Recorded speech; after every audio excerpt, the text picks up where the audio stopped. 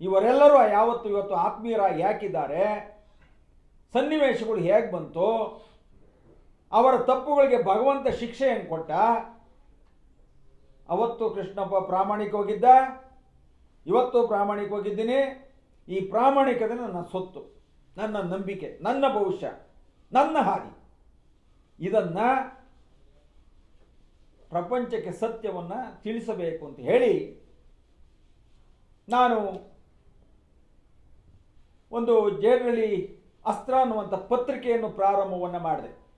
ಚಿನ್ನವನ್ನು ಮಾರುವ ಬುದ್ಧಿವಂತರ ಆಯ್ಕೆ Hindustan gold company. Hindustan gold company ಇದು ನಿಮ್ಮ ಕಂಪನಿ ಅಲ್ಲ, ನಮ್ಮೆಲ್ಲರ ಕಂಪನಿ.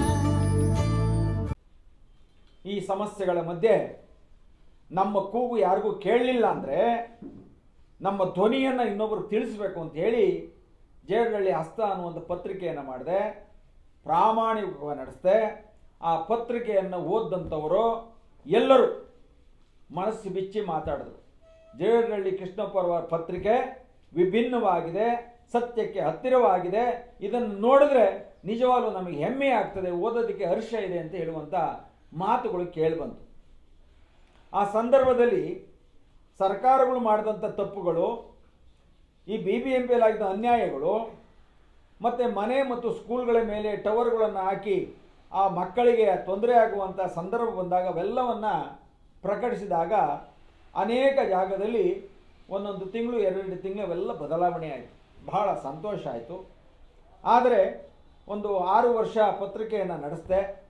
ನಂತರ ನನ್ನ ಒಬ್ಬನೇ ಆ ಒಂದು ನಿಭಾಯಿಸೋಕ್ಕೆ ಆಗೋದಿಲ್ಲ, ನಿಭಾಯಿಸಿ ನಾವೆಲ್ಲವನ್ನು ಮಾಡೋದಕ್ಕೆ ಸಮಯ ಇಲ್ಲದ ಕಾರಣ ಒಂದು ಕಡೆ ಮಾಗಡಿಲಿ ಧರ್ಮದ ಕಾರ್ಯ, ಮತ್ತು ನಮ್ಮ ವ್ಯಾಪ್ತಿ ಸ್ನೇಹಿತರು ಕಾರ್ಯಕ್ರಮಗಳು ಜಾಸ್ತಿ ಇತ್ತು.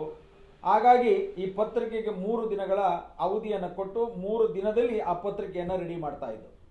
ಹಾಗಾಗಿ ಇಷ್ಟೊಂದು ಒತ್ತಡದಲ್ಲಿ ಯಾತಕ್ಕೆ ಅಂದ್ಬಿಟ್ಟು ನಾನು ಆ ಸಮಯದಲ್ಲಿ ಆ ಪತ್ರಿಕೆಯನ್ನು ಸ್ಥಗಿತಗೊಳಿಸಿದೆ.